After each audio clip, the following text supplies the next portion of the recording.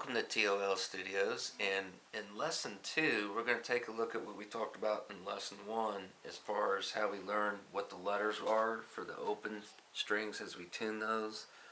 And then we kind of took a look at it in Lesson 1, how each letter was lying along the string. I kind of mentioned that it's basically following a scale. I'm still going to talk about that, but I'm still trying not to jump right into that too harsh on this one. We'll pick that up in Lesson 3. But what we are going to take a look at doing is I explained at the end of the Lesson 1 video that we were going to take a look at taking these notes and then start to play in sections like an area of the neck and kind of play here. Then eventually I teach you how to play there and here. And what I'll explain is like how we're keeping all those notes at each little spot staying in what we call the same scale. I'll explain this again more later, but I'm basically teaching you right now how to tune the guitar, how the notes go down each string, and now what these little patterns are going to be, all in the key of C major.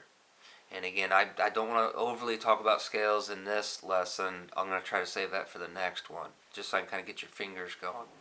So basically what we're looking at is if we have the 6th string, and remember I kind of point here to get you to see that like an invisible fret.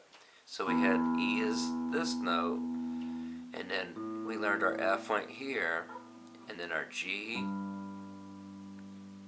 and then we had right here our A. Now what we're going to look at is how this A is actually going to be the same note as the 5th string open. I'll kind of show you this. If I play it right here on the 6th string, 5th fret, again that was from E, F, G, A, that's actually the same note as the 5th string open. So basically at this point we're going to have 2 places that we can play every note from the A on. I'll kind of explain this again in another lesson a little bit more in depth, but that's why I'm going to start showing you why we can play in sections. And from now on, we're going to keep it simple like that. That's why we're going to learn to play in what we call like a box. Okay, so what we're going to do today first is you're going to start with the 6th string. You're just going to pick that open. Then now we're going to take our 1st finger and we're going to push it here on the fret. Now we don't want to put it right on the fret, or it's not going to sound very good. Same thing, you don't want to put it back here. You normally want to try to push it right before the fret, and pretty much when you're playing single notes, that's where I'm going to tell you to put them. When we get into chords later on, I'll kind of show you. Sometimes it might scoot back a little bit, but we always say right before the fret. So we've got E is the 6th string open, F, 1st fret, 1st finger. This would be our 2nd finger, but we learned G goes here. So that's why I'm going to tell you to use your 3rd finger, and I'm still on the 6th string. That's my G. So what we're going to look at is the 1st finger is going to play any note that goes on the 1st fret, no matter what string. Our 2nd finger, which is going to be our middle finger, anything on the 2nd fret. Our 3rd finger, our ring finger, anything here at the 3rd. And then our pinky is actually going to do anything like on the 4th fret. Now sometimes we need it, sometimes we don't. I realize it's a weak finger, but you want to still build this up. You'll need it in solos.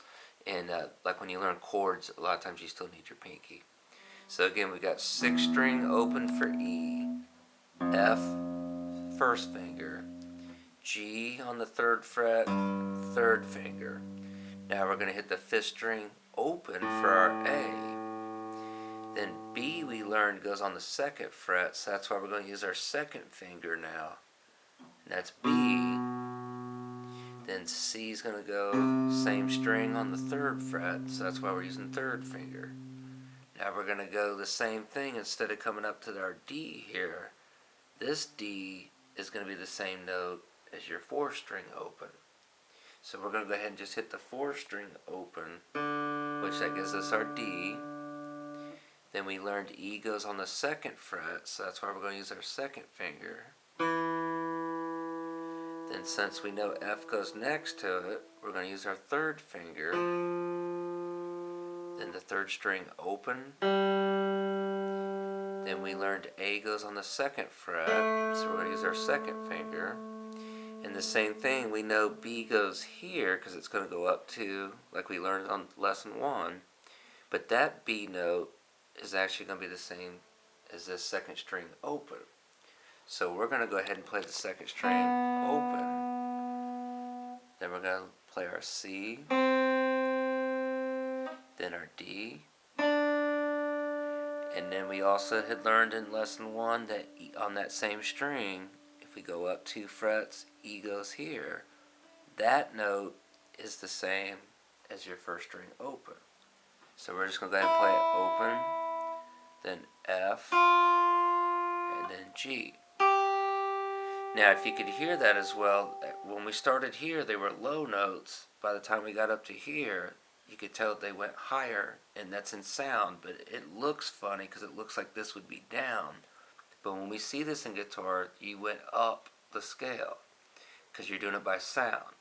So you want to practice that so eventually, not real fast, but so you just know that eventually you're doing the right fingers.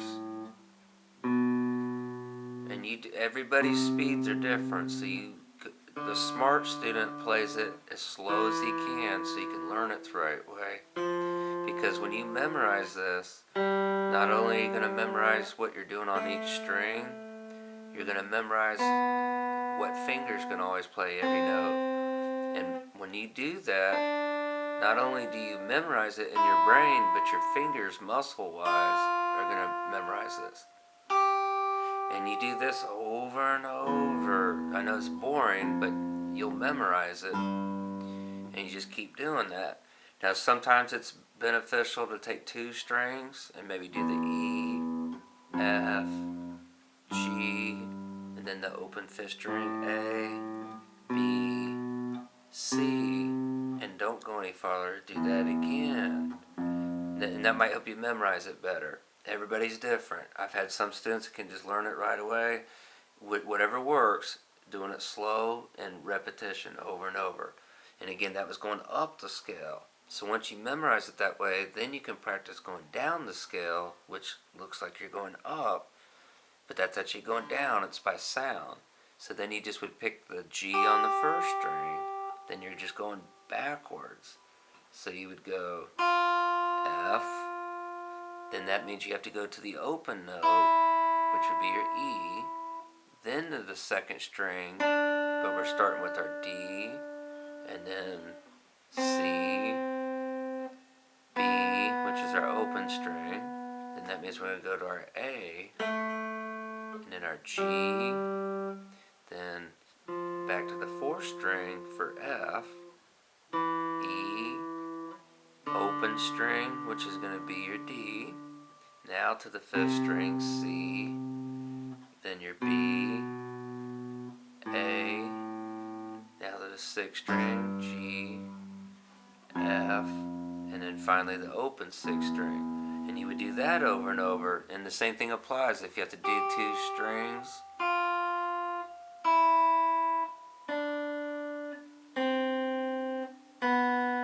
And then you do that over and over, whatever works for you, same approach. Then eventually, now I'm going to speed it up just a little bit to save time, but do this slow.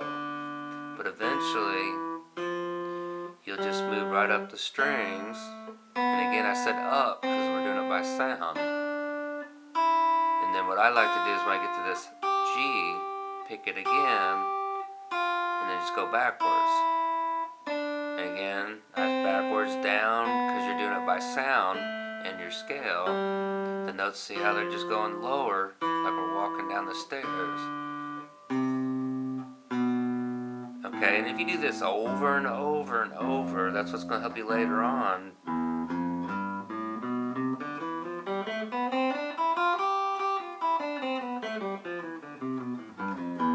And again, I'm making all the notes one by one go up and then one by one down. Later on in another video, I'll show you how you can take those notes out of order and something different we can do with the same. But I'll have those fingers, I'll have you have those memorized, so then we can take it out of order, the notes.